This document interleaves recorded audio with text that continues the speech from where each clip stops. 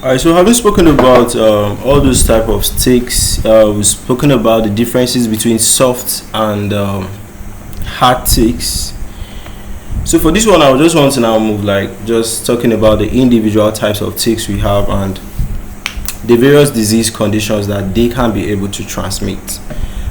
So what we have here is the hard ticks. So we are looking at the different disease conditions that can be transmitted by the hard ticks, which are also known as the Dermacentor and andersoni.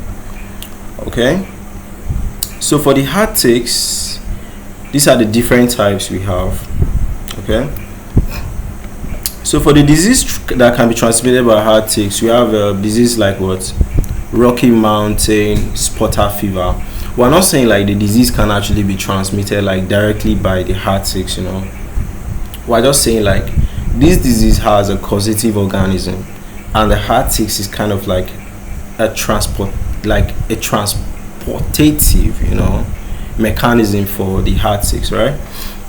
So causative organism is what? Rickettsia, rickettsii, right? So mode of transmission is the ticks actually takes the rickettsia with blood meal.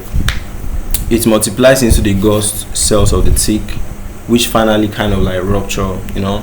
So this will now liberate the rickettsia in feces and in the blood cavity. Alright, so infections occur by biting of the tick or by contamination of any wound, alright, by feces of the infected ticks, right?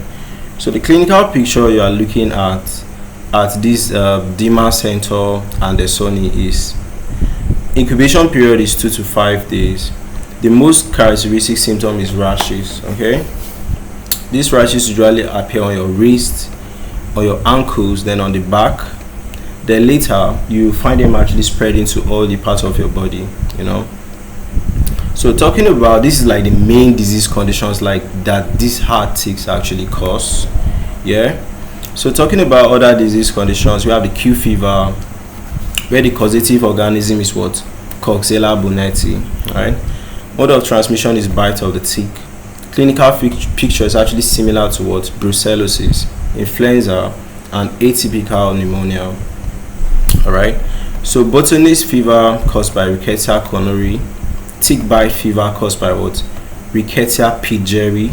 Okay, then meningoencephalitis fever is usually just caused by generally by virus. Colorectal fever is virus, right? Lyme disease caused by what? Borrelia what? Begidopherni. Tularemia is caused by what? Pasturella tularensis. Texas cattle disease or Texas cattle fever and babesiosis is caused by Babesia. Tick paralysis is caused by some toxins in the saliva of the tick, which can actually cause your like a blockade, you know, to the neuromuscular junction and probably some of the synapse of the spinal cord, right? So paralysis disappear after you just remove the causative tick. Okay, so that's it for the different types of disease conditions you can be expecting from a hard tick infection.